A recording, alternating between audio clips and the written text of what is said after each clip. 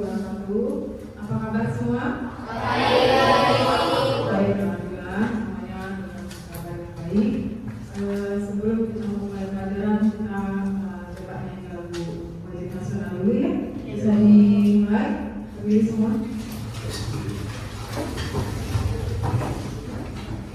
Oke, silakan. 1, 2, 3.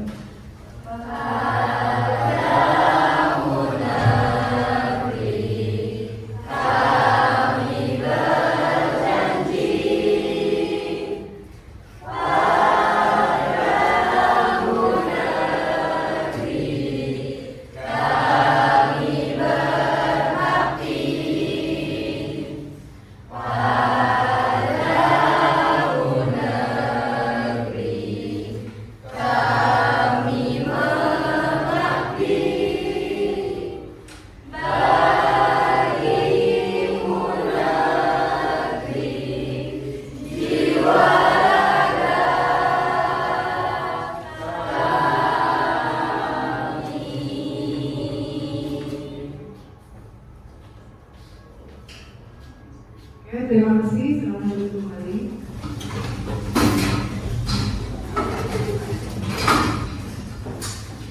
Jadi Ibu akan ambil nama kalian satu persatu sebagai tanda hadir di sekolah ya. Kalau yang dipanggil namanya untuk Adinda Asif Pratiwi, hadir. Amanda Maulida Praitno, hadir. Anjali Putri Valentin, Aulia Suzahra. Kita lanjut ya. Untuk hari ini pembelajaran kita adalah mengenai sistem pencernaan dan obat sistem pencernaan. Terus semangat. Oke.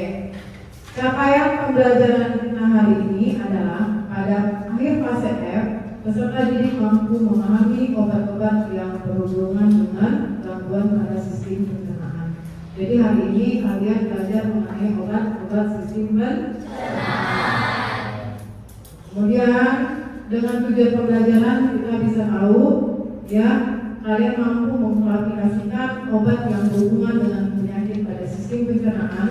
Kemudian bisa menganalisis obat yang berhubungan dengan penyakit pada sistem pencernaan sesuai dengan golongannya. Kemudian menganalisis penggunaan obat yang berhubungan dengan sistem pencernaan di dalam kehidupan sehari-hari dengan baik. Ya, jadi perlu diperhatikan karena penting sekali untuk mengetahui obat-obat yang masuk ke dalam pencernaan kita ya. Kemudian di sini gue akan bertanya, pernahkah kalian mengalami penyakit yang berhubungan dengan pencernaan? Pernah tidak? Pernah. Dari pengalaman itu apa yang kalian lakukan? Umpama kalian pernah penyakit apa nih? Diare. Untuk diare itu kita harus gimana dulu? Apa yang kalian lakukan kalau terjadi diare? Terlalu sering buangan. Ya, akibatnya? Kekurangan cairan. Nah itu nanti bisa dirawat ya di rumah sakit kalau misalnya kita tidak bisa mengatasi diare itu dengan cepat ya. Nah kemudian nanti akan dijelaskan lebih lanjut. Kemudian kita lihat video yang akan kalian lakukan ya. Tolong simak dengan baik. Kemudian nanti ibu ingin tanya aja 1 atau 2 orang apa yang ada di video itu ya, kita lihat.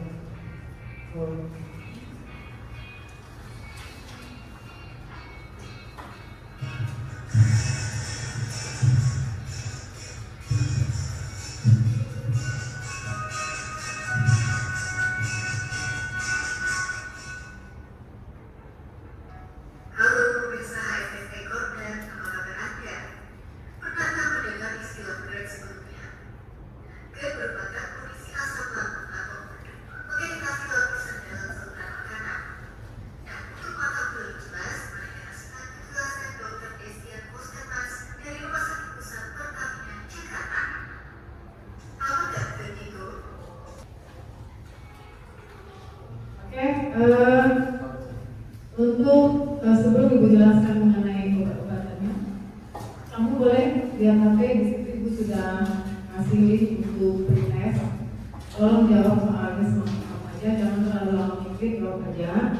Ya, Ibu mau lihat sejauh mana kalian menguasai di awal ini ya, sebelum mengetahui tentang obat-obat saluran cerna. Silakan dimulai, waktu hanya kurang lebih 10 menit. Nanti kita lanjutkan untuk PPT obat.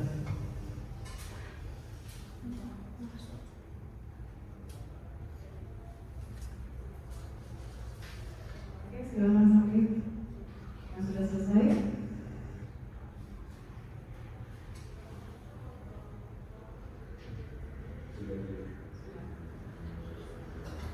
Kita mulai dengan PPT yang berikutnya ya. Sudah semua?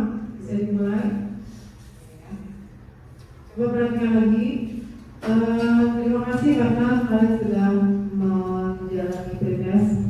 Semoga dengan pembelajaran ini nanti dapat menjawab prosesnya dengan baik lagi ya. Kita mulai untuk PPT mengenai obat-obatan. Mungkin sebagian dari kalian sudah tahu mengenai obat pencernaan ya. Bagi yang sering sakit mah itu pasti sudah tahu obatnya apa. Ya. Nah di sini akan dijelaskan mengenai obat-obatnya itu. Yang pertama itu adalah obat antasida. Semua sudah tahu? Obat ini golongan obat bebas ya. Jadi obat ini gunanya untuk menenangkan asam lambung. Bagi kalian yang memiliki sering kenaikan asam lambung, obat ini bisa dijadikan alternatif utama untuk pengobatan ya, supaya asam lambungnya cepat turun dan tidak mengakibatkan efek-efek yang membahayakan.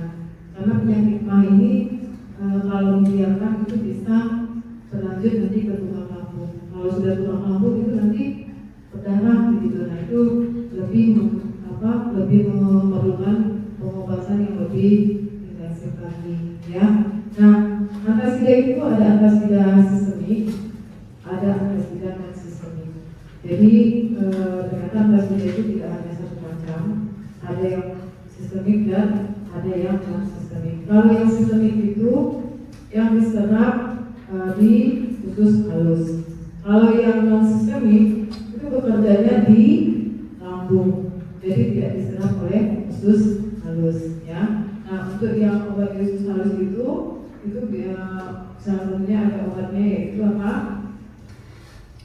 Di sini ada alkalosis, alkalosis metabolik itu sampingnya ya.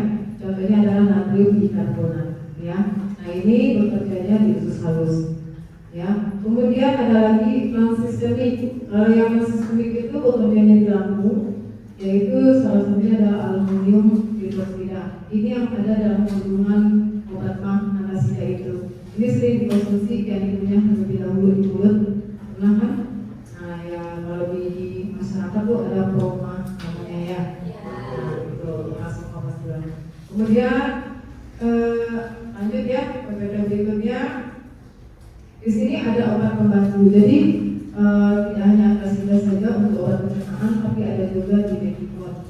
Dimethicone ini sering dibarengi sama aluminium hidroksida. Dia membantu supaya apa? Mengeluarkan gelembung gas yang ada di dalam lambung kita. Jadi kalau asam lambung kita kebanyakan, itu nanti ada gas yang membuat lambung itu menjadi gembung gitu. Kadang-kadang kalau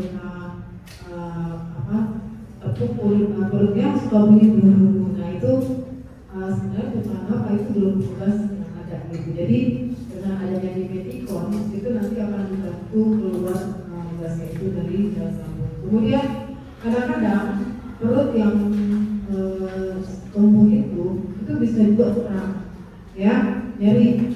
Nah itu disebut dengan asma ya, atau itu yang berbeda. Ini harus ada spasmolitiknya. Untuk yang dimethicone tadi itu biasanya menggunakan dimethicone itu ada obatnya. Untuk spasmolitik itu kita menggunakan dari papaverin atau esomeprazole. Jadi kalau di apotek itu nama biasa papaverin itu nama generiknya. Kalau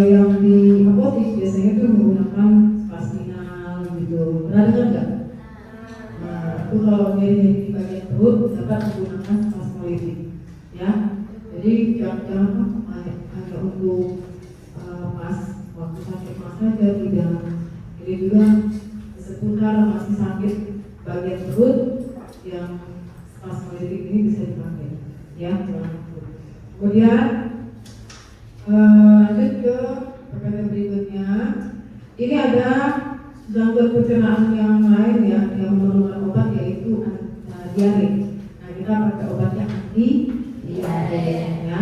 Diare itu ditandai dengan biasanya buang airnya lebih dari 5 kali dalam sehari, sampai nanti fesesnya itu tidak berbentuk cair gitu ya.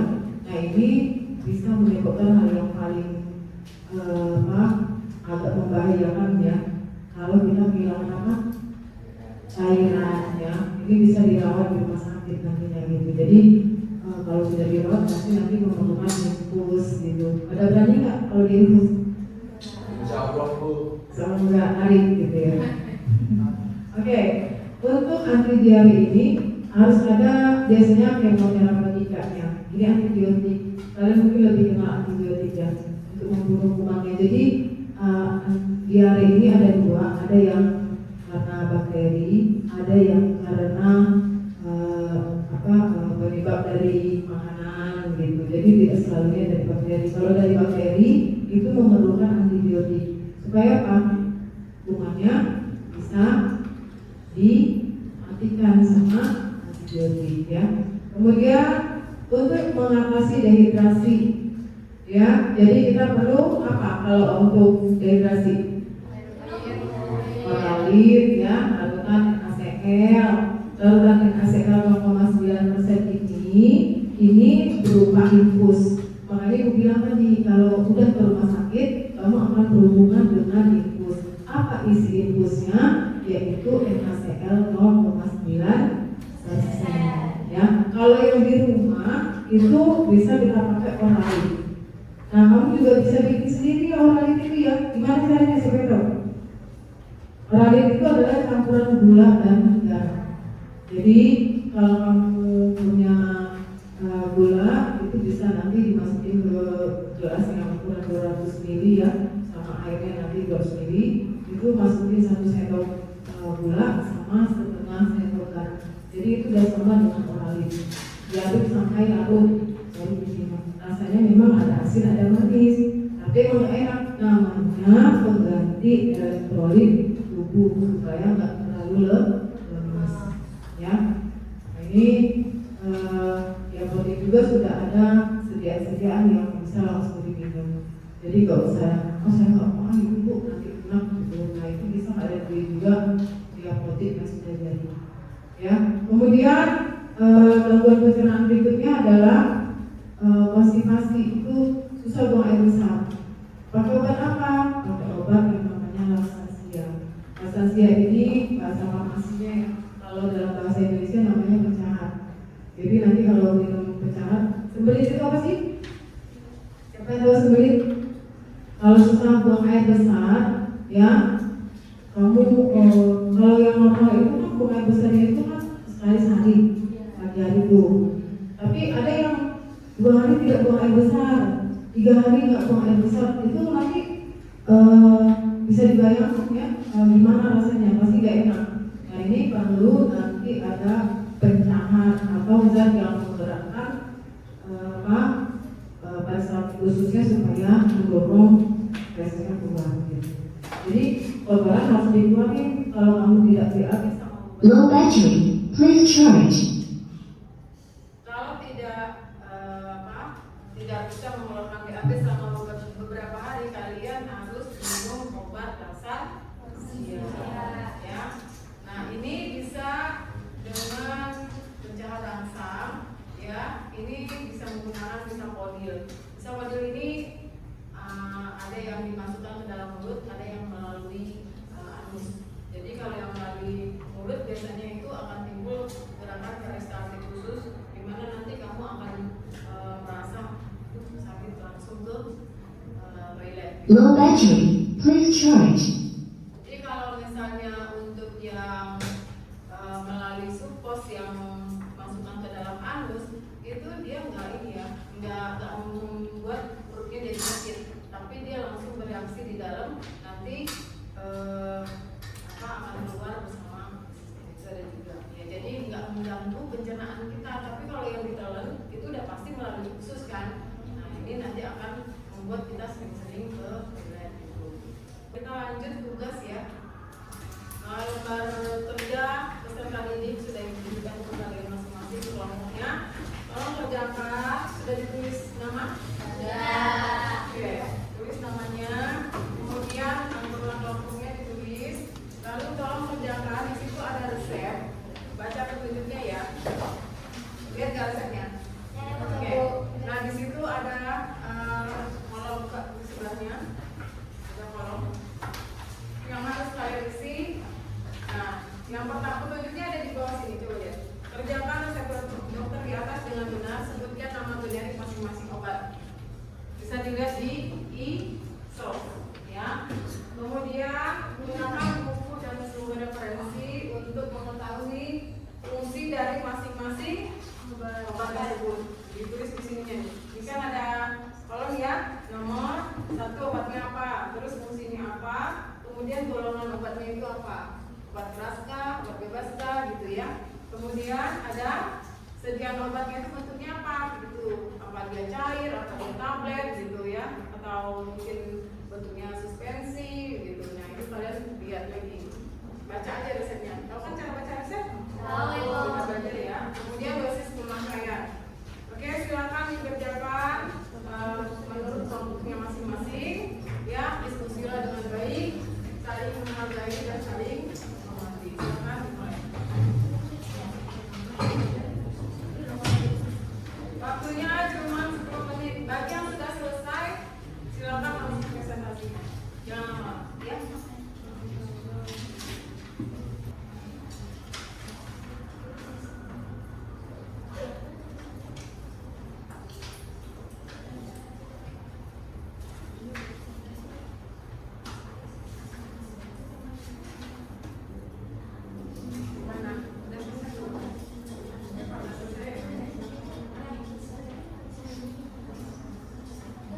Udah yuk, silakan. Yang sudah selesai ya, kita presentasi. Mulai. Kelompok berapa ini? 20.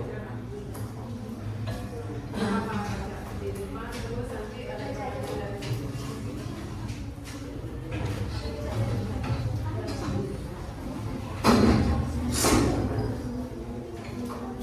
Ayo silakan. Berikan aja. Satu baris. Ya, silakan. Siapa yang mau baca? Dari kelompok berapa kenalan dulu? Assalamualaikum warahmatullahi wabarakatuh. Kami dari kelompok 2 ingin mempresentasikan hasil kerja kami. Perkenalkan, nama saya Muhammad Abdul Jumari. Saya Yudhima Barokah. Saya Aulia Suzada. Saya Ciwadina. Saya Diana Putri. Saya Dewi. Saya Muhammad Ali Sadaki.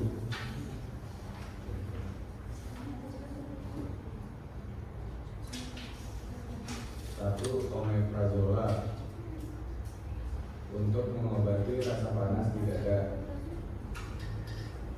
luka lambung, penyakit reflux atau kondisi lain yang menyebabkan asam lambung.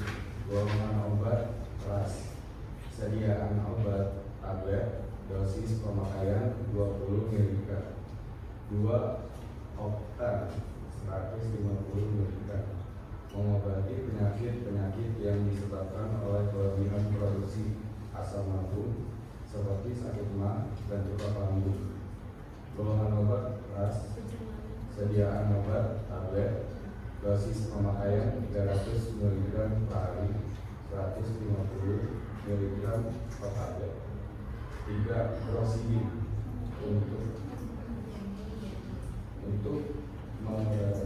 untuk meredakan nyeri perut diakibatkan keran di lambung, usus atau kandung kemih.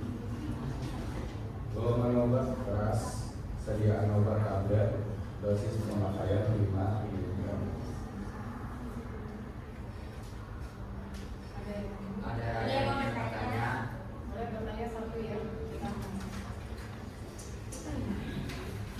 Satu orang, Nabila.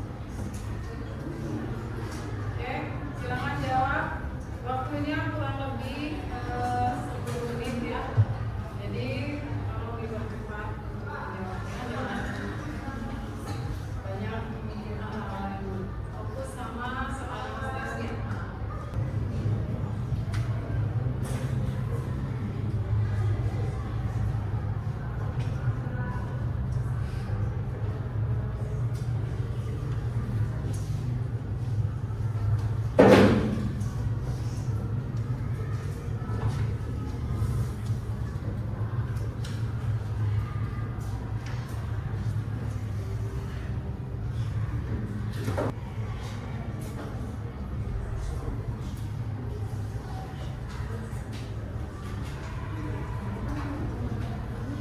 semua? Sudah. Yang lain? Sudah.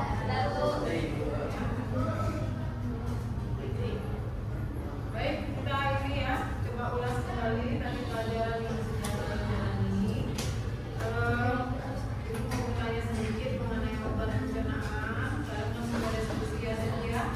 Dan semoga ini bisa menggunakan pengetahuan kalian mengenai obat-obat saluran pencernaan. Jadi obat yang kalian ketahui sekarang, coba bisa sebutkan.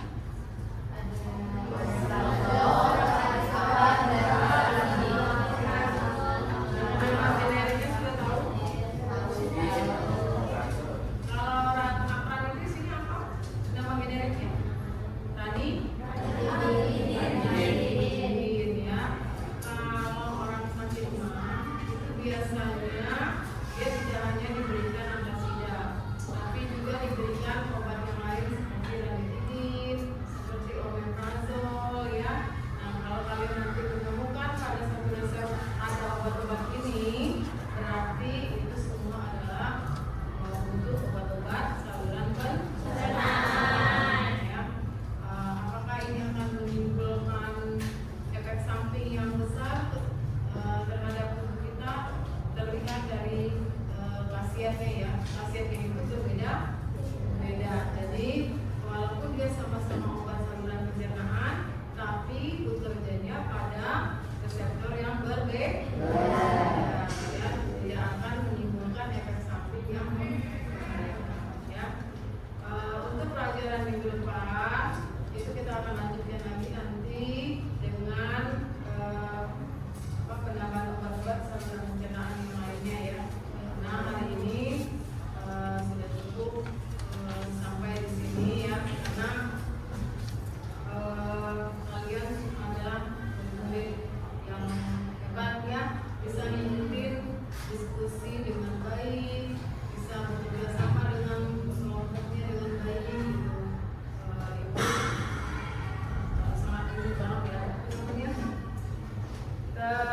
mencontohkan dari kelas 10 ya, kelas 11. Nah, ini sudah ada perubahan yang sangat besar sekali, berani untuk mengungkapkan pendapat ya. Itu mungkin dari kelas 10 sudah diajarin ya, buat resep. Nah, mungkin nanti lebih baik lagi, apalagi untuk mengenai obat-obatan.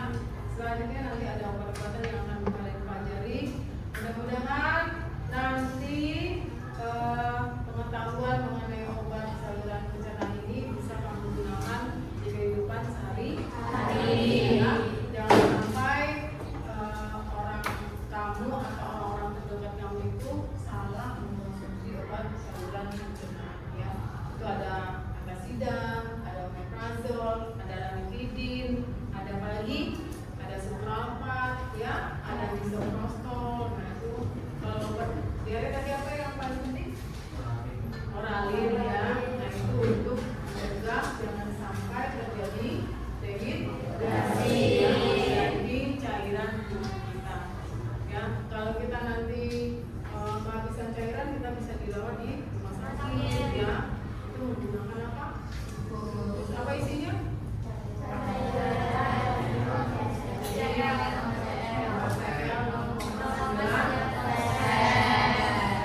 Terus juga kita punya madu ya. Madu itu apa tadi?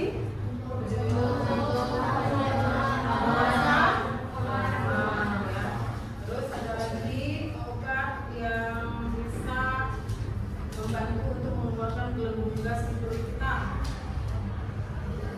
Ya, apa tadi namanya?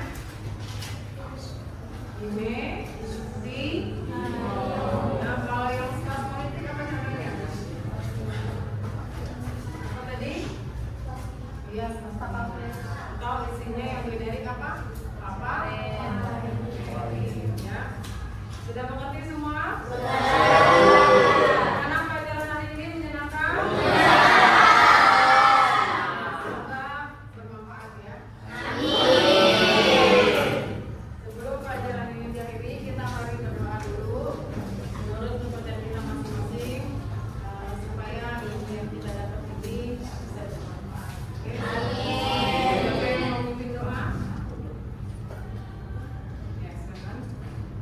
Siap.